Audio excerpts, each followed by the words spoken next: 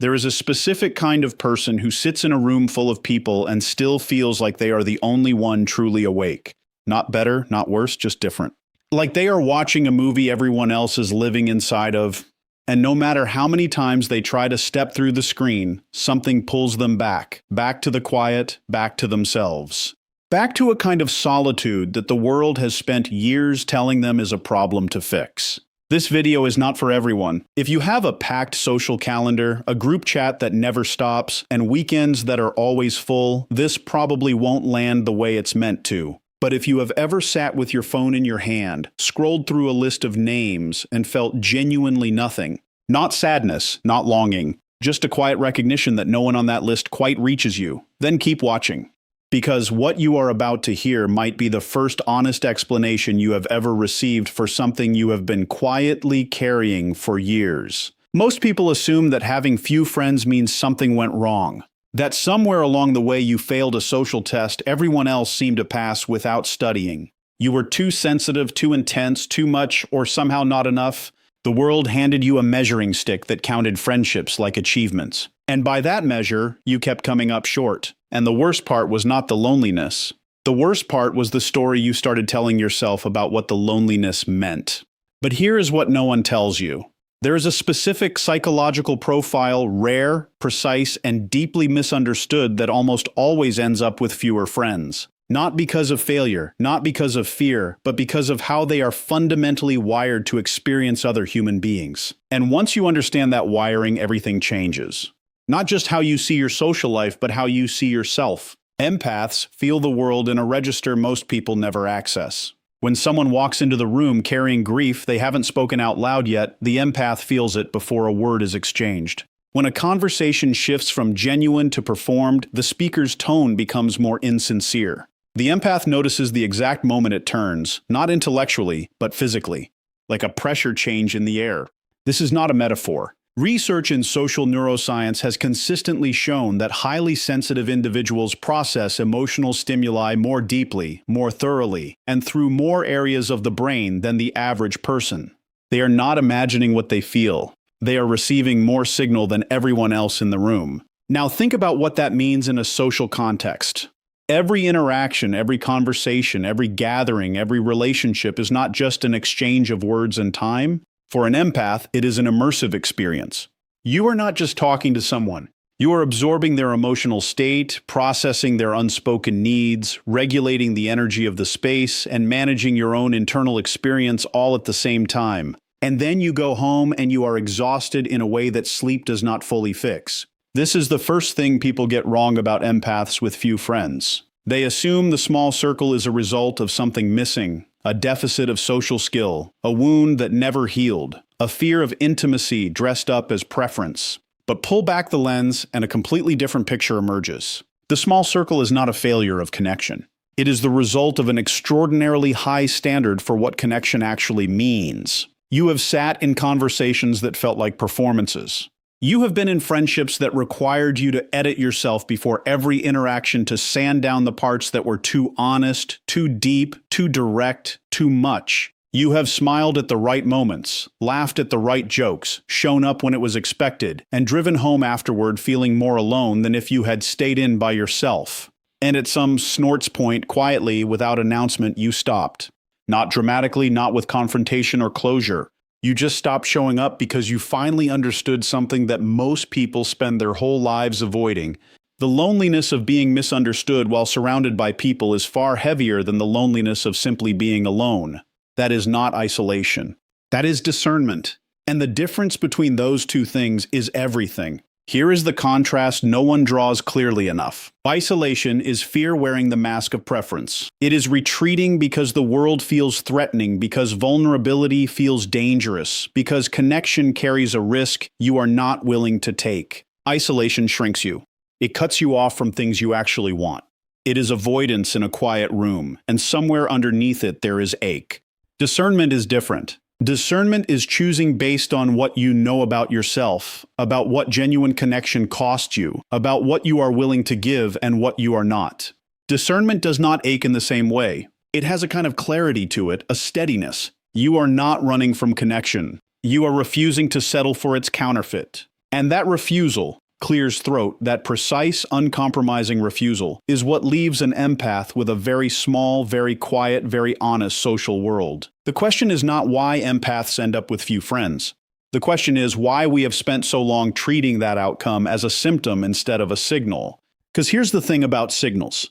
They carry information, and the information this one carries, once you learn to read it clearly, do us not point towards something broken. It points towards something rare. Something that most people will spend their entire lives searching for in crowded rooms and never find a relationship with their own inner world that is so complete, so honest, so fully inhabited that external noise starts to feel like interference rather than comfort. You are not someone who failed at friendship. You're someone who cannot fake it. And in a world built almost entirely on social performance, that is not a small thing. That is not a flaw to correct. That is a compass. And the rest of this video is going to show you exactly what it is pointing toward. There is a moment that most empaths can pinpoint even if they have never put words to it before. It does not happen all at once. It happens gradually across years, across rooms, across conversations that started with promise and ended with that familiar hollow feeling in the chest. The moment is this. You realize that being around people does not automatically mean you are less alone. And once you realize that, you cannot unrealize it. It rewires something. It changes the way you move through social spaces, the way you evaluate relationships, the way you decide where your energy goes and where it does not. Most people never have this realization because most people never feel the difference sharply enough. For an empath, the difference is not subtle. It is the gap between breathing freely and breathing through a mask. And once you have felt that gap, you will spend the rest of your life refusing to go back. This is where the story of the empath, with few friends, actually begins. Not in childhood shyness, not in social rejection, not in some wound that never healed. It begins in perception, in the fact that empaths perceive social reality at a resolution that most people simply do not have access to. Think of it this way. Most people move through a social interaction the way someone walks through a room with the lights on at half brightness. They see the furniture. They navigate successfully. They leave without bumping into anything. But an empath walks into the same room with every light blazing at full intensity. They see the furniture, yes, but they also see the dust on the shelves, the crack in the ceiling, the way the window frame is slightly warped, the coffee ring on the table that someone wiped at but did not quite clean. They see everything. And seeing everything is not a gift wrapped in comfort. It is a gift wrapped in exhaustion. Because here is what seeing everything actually means in a friendship. It means you notice when someone's words and their energy do not match. When they say they are fine but their whole body is braced against something. When they laugh a little too quickly or go quiet a half second too long or use a tone that is technically cheerful but carries something heavier underneath. You notice all of it. And noticing all of it means you are never fully off duty in a social setting. You're always reading, always processing, always tracking the invisible current beneath the visible surface. And that level of sustained attention, that constant emotional labor, is something most people never even know is happening, let alone appreciate or reciprocate. This is one of the loneliest aspects of being an empath that almost never gets named directly. You give a quality of attention to other people that most of them have never received in their lives. You see them in a way that their oldest friends, their partners, their family members often do not, and they feel it. That is why strangers open up to you in waiting rooms. That is why people you barely know end up telling you things they have never told anyone. That is why people describe being around you as different, calmer, safer, more real. You create a quality of presence that is genuinely rare. But very few people can meet you at that level in return.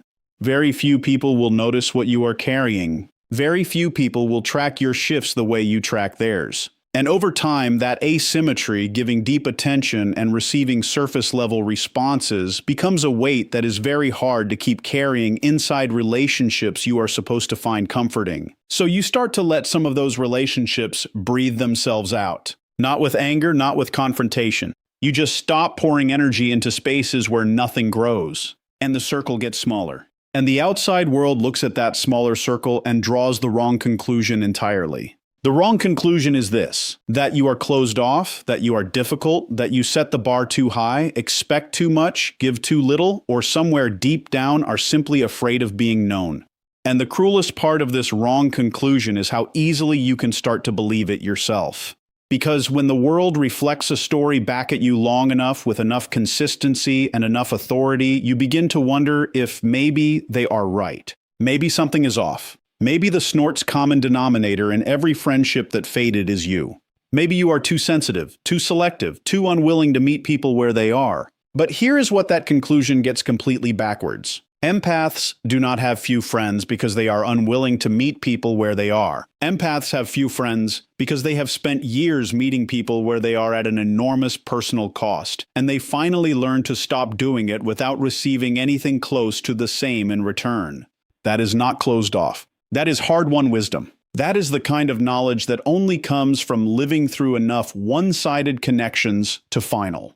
What recognize the pattern, and recognizing a pattern is not the same as giving up on people. It is refusing to be erased by them. There is a specific kind of clarity that arrives after you stop forcing connections that were never mutual.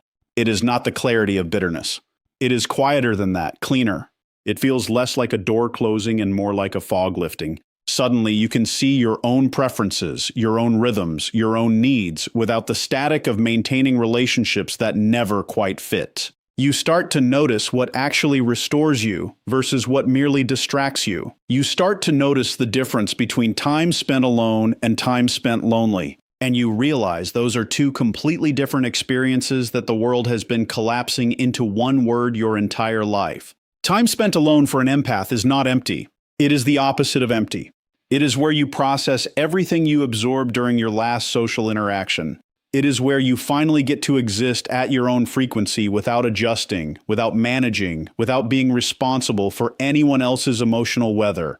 It is not a consolation prize for failed connection. It is a genuine need as real and as legitimate as the need for water or sleep. And treating it as something lesser, treating it as evidence of a problem, is like telling someone their need for rest is a character flaw. The empaths who finally understand this stop apologizing for the size of their circle